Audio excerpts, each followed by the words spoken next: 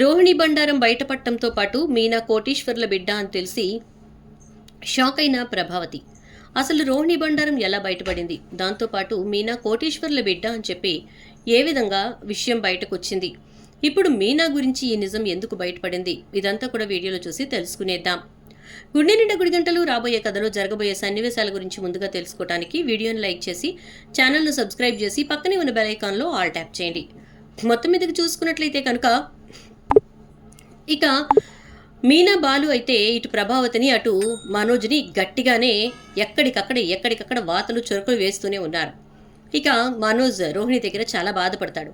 ఈలోపు కానిస్టేబుల్ వచ్చి మీరు ఏవైతే వస్తువులు పోగొట్టుకున్నారో ఆ వస్తువుల్ని ఇతను సగం రేటుకే వేరే వాళ్ళ దగ్గర కొన్నాడట, మీరు ఆ డబ్బు ఇచ్చేస్తే మీ వస్తువులు మీకు ఇస్తాడట అని చెప్పని అంటే ఇక రోహిణి మళ్ళీ డబ్బు ఇవ్వడం ఏంటి అని చెప్పని అంటుంది. మరి అతను కూడా డబ్బు ఇచ్చే కొన్నాడు కదా అని అనేసరికి చాలండి, చాలా బాగుంది స్కామ్ అని చెప్పని అంటుంది. స్కామ్ ఏంటి మేడం అంటే మీరు కూడా వాళ్ళతో పాటు కొమ్మక్కైపోయారా ఏంటి, వాళ్లే వచ్చి వస్తువులు తీసుకెళ్తారు, వాళ్లే దొంగ నోట్లు ఇస్తారు, మళ్ళీ వాళ్లే వచ్చి ఆ ఇన్స్పెక్టర్స్ని ఈ ఆఫీసర్స్ని అని చెప్పేసి ఆ డబ్బుని తీసుకెళ్ళిపోతారు. ఇప్పుడు మళ్ళీ వాళ్లే వచ్చి సగం రేటుకి మా ఫర్నిచర్ని మాకు అమ్ముతారు. ఎంత బాగుందో, ఇదంతా తెలిసి మీరేమో చక్కగా చూస్తూ కూర్చుంటారు అంటుంది రోహిణి. ఏం మాట్లాడుతున్నారు మేడం, మాకేం అవసరం అని అంటే మీకు అవసరం లేనప్పుడు మీరెందుకండి వాళ్ళని పట్టుకుని వచ్చారు ఇక్కడికి అని చెప్పేసి అంటూ వాళ్ళ దగ్గర నుంచి వస్తువులు రికవరీ చేసి ఇవ్వాల్సింది మీరు, ఎవరు తీసుకువెళ్లారో ఏంటో తెలుసుకోవాల్సింది మీరు, ఇప్పుడు మా దగ్గరికి వచ్చి అనవసరంగా ఇవన్నీ మాట్లాడకండి అని చెప్పేసి రోహిణి పద మనోజ్ ఏం చేయాలో అదే చేద్దాం అని చెప్పేసి అంటుంది. అలా అన్నటువంటి రోహిణి ఇక గజా దగ్గరికి వెళ్తుంది. వెళ్ళి గజాని అడిగి మొత్తానికి డబ్బు అయితే తీసుకొస్తుంది. ఇక ఆ డబ్బు తీసుకొచ్చిన తర్వాత రోహిణి ఈ డబ్బు మా నాన్న ఇచ్చాడు అని చెప్పడంతో ఇంట్లో అందరూ కూడా మీ నాన్న జైల్లో ఉన్నాడు కదా, మీ నాన్నకి డబ్బు ఆపరేట్ చేయడానికి ఎక్కడ వీలు కుదురుతుంది, ఇక అలా ఒక్కొక్కరు ఒక్కొక్క మాట మాట్లాడేసరికి రోహిణికి ఏం చేయాలో అర్థం కాక ఇప్పుడు మీరు ఈ డబ్బు తీసుకుని బాలు వాళ్ళకి ఇస్తారా ఇవరా మావయ్య అని చెప్పని అంటుంది. సరేలే తీసుకోరా మీనా, నీ నగల తాలూకు డబ్బు ఇది, నువ్వు వేరే నగలు చేయించుకో అంటే నాకెందుకు మావయ్య గారు, ఆ నగలే వద్దనుకున్నాను, నాకు ఈ డబ్బు ఎందుకు అంటే మరి ఇంతోటి దానికి ఇంత రచ్చ చేసింది దేనికో, ఇదంతా చేసింది దేనికో, కేవలం నేను నా కొడుకు తప్పు చేశామని చెప్పి నిరూపించడానికి మాత్రమే మీరు ఇదంతా చేశారు అని చెప్పేసి ప్రభావతి మాట్లాడుతూ ఉంటే ఇంత జరిగినా నీకు బుద్ధి రాదనమాట అంటూ పదమైన అనవసరంగా వీళ్ళతో మనకెందుకు అని చెప్పని ఇక మీనా ఆ డబ్బు తీసుకుని సత్యం చేతికి ఇచ్చేసి వెళ్ళిపోతుంది. ఇక వెళ్ళిపోయిన తర్వాత సత్యం అయితే పౌరుషం అంటే అలాగే ఉంటుందిలే అంటూ ఈ డబ్బు తీసుకెళ్ళి లోపల పెట్టమనండి, బంగారం రేటు తగ్గిన తర్వాత నేనే మీనాకి మళ్ళీ వస్తువులు చేపిస్తాను అని చెప్పేసి అక్కడ పెడతాడు సత్యం. గబగబా ఆ డబ్బు తీసుకొని అమ్మా ఇవి లోపల పెట్టు, మళ్ళీ అవసరం వచ్చినప్పుడు తీసుకుంటాను అని అంటాడు. సిగ్గు లేదురా నీకు, ఇంత జరుగుతున్నా ఇన్ని రకాలుగా మాట్లాడుతున్నా కూడా సిగ్గు లేకుండా మాట్లాడుతున్నావు అంటూ ఉంటుంది ఇక రోహిణి ప్రభావతి అయితే. కానీ ఇక్కడ బాలుకి మీనాకి ఒక డౌట్ గట్టిగా వస్తుంది. రోహిణికి ఇప్పటికిప్పుడు ఇంత డబ్బు ఎక్కడి నుంచి వచ్చింది, వాళ్ళ నాన్న ఇస్తున్నట్లయితే కనుక ఒకేసారి ఇచ్చి కరెక్ట్గా వాళ్ళని సెటిల్ చేయాలి, అలా కాకుండా ఇలా విడతల వారీగా ఇవ్వడం ఏంటి, అసలు రోహిణి ఈ డబ్బంతా ఎక్కడి నుంచి తెస్తోంది అని చెప్పేసి ఆలోచిస్తూ ఉండగా సుమతి మీనాకి ఫోన్ చేస్తుంది. ఏంటి సుమతి అని చెప్పని అనేసరికి అక్క శివ ఇందాక ఫోన్లో మాట్లాడుతుంటే విన్నాను, ఆ గుణ దగ్గర రోహిణి డబ్బు తీసుకొచ్చిందట అని అంటే డబ్బు తీసుకురావడం ఏంటి అంటే గుణ శివకి ఫోన్ చేసి ఒరే ఆవిడికి డబ్బంతా ఏం చేస్తుందో నాకు అర్థం కావట్లేదు, మొన్నొచ్చి కొంత డబ్బు తీసుకెళ్ళింది, ఇవాళొచ్చి కొంత డబ్బు తీసుకెళ్ళింది, అసలు ఈ డబ్బంతా వాళ్ళ ఆయనకే ఇస్తోందా లేకపోతే ఇంకేమైనా ఉన్నాయంటావా అని చెప్పని కొంచెం పిచ్చిగా మాట్లాడాడంట. శివ అయితే తను అలాంటిది కాదులే గుణ అని చెప్పేసి చెప్పాడు.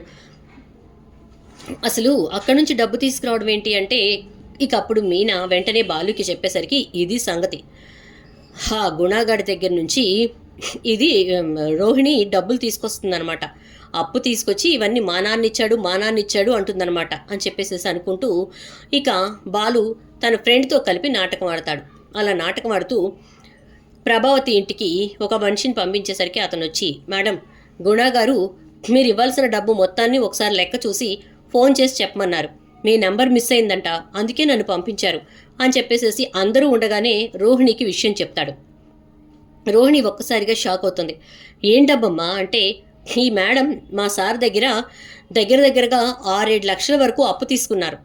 ఇదిగో 2 రోజుల క్రితం కూడా 4 లక్షలు తీసుకొచ్చారు అని చెప్పని అనగానే, మరి మీ నాన్న ఇచ్చాడని చెప్పాం అని అంటుంది ప్రభావతి. ఏమో మేడం, మాకు తెలీదు. మా సార్ దగ్గరికి వచ్చి 2 రోజుల క్రితం 4 లక్షలు తీసుకున్నారు. అంతకుముందు ఒక 2 లక్షలు తీసుకున్నారు. ఇలా ఎప్పటికప్పుడు ఆవిడ లక్షలు తీసుకుంటూనే ఉన్నారు. అందుకే ఒకసారి అసలు కుటుంబంలో వాళ్ళకి తెలుసో లేదో అక్కడ కూడా చెప్పేసి రమ్మని చెప్పి మా సార్ ఇక్కడికి పంపించారు అని చెప్పి అక్కడ నుంచి వెళ్ళిపోయేసరికి ఒక్కసారిగా షాక్ అయిపోతుంది రోహిణి. ఏమ్మా రోహిణి, మా నాన్న ఇస్తున్నాడు అని చెప్పి తీసుకొచ్చి ఇక్కడ ఇవన్నీ కూడా ఇప్పుడు మాకు ఇచ్చిన డబ్బంతా కూడా అప్పులు చేసి తీసుకొచ్చావా? మరి 25 లక్షల రూపాయలు మా నాన్న ఇచ్చాడు అని చెప్పి పెట్టించినటువంటి షాప్ డబ్బు ఎక్కడి నుంచి వచ్చింది? దాని గురించి కూడా ఇప్పుడు ఆలోచించాల్సి వస్తుంది అంటాడు సత్యం. అలాంటిదేమి లేదు మావయ్య, ఆ డబ్బు మా నాన్నే పంపించారు అని చెప్పేసి అంటుంది. ఇక అన్న తర్వాత రోహిణి పైకి వెళ్ళిపోతుంది. ఇలా ఇరుక్కుపోయానేంటి, అసలు ఈ గుణగాడు ఎందుకు పంపించినట్టు అనుకుంటూ ఉండగానే ఈలోపు పార్వతమ్మ గబగబా వస్తుంది. వచ్చేసరికి పార్వతమ్మని చూసి ప్రభావతి చాలా మాటలే మాట్లాడుతూ ఉంటుంది. ఆ మాటలు విన్నటువంటి పార్వతమ్మ, చూడండి ప్రభావతి గారు, నేను ఒక మాట చెప్తున్నాను వినండి. అదేంటంటే, ఎట్టి పరిస్థితుల్లోనూ మీరు ఒక విషయం గట్టిగా గుర్తుపెట్టుకోండి. మీనాని 1కి 4 సార్లు పేదింటి నుంచి వచ్చింది, పూలమ్ముకునేది అని చెప్పి మీరు ఎప్పటికప్పుడు బాధ పెడుతూనే ఉన్నారు. నేను ఇప్పుడు మీనా పేదింటి నుంచి వచ్చింది కాదు, పూలమ్ముకునేది అంతకంటే కాదు, కోటీశ్వర్ల బిడ్డ అని చెప్పి మీ అందరికీ తెలియచేయటానికే వచ్చాను. అదిగో మీనా వాళ్ళ తల్లిదండ్రులు వచ్చారు, ఆగండి అని చెప్పేసేసి అనేసరికి, మీనా వాళ్ళ తల్లిదండ్రులు రావడం ఏంటి అంటూ ఉండగానే ఇంటి ముందు ఒక 4 కార్లు ఆగడంతో ఇక ఆ కార్లలోంచి ఒక పెద్ద ఆవిడ దిగుతారు. వాళ్లతో పాటు మరో మధ్య వయసు ఉన్నటువంటి ఒక భార్య భర్త దిగుతారు. వాళ్ళు లోపలికి వస్తూ ఉండగా పార్వతమ్మ, ఇదిగోండి తనే మీనా, మీ బిడ్డ, మీ మనవరాలు సార్ అని చెప్తుంది. ఇక వాళ్ళు లోపలికి వచ్చి మీనాని చూస్తూ, అమ్మ మీనా అని చెప్పని ఇక దగ్గరకు తీసుకుంటూ ఉండగా, మీనా ఎవరమ్మ వీళ్ళు అని అంటుంది. నువ్వు మా కన్న బిడ్డవి కాదు మీనా, వీళ్ల బిడ్డవి.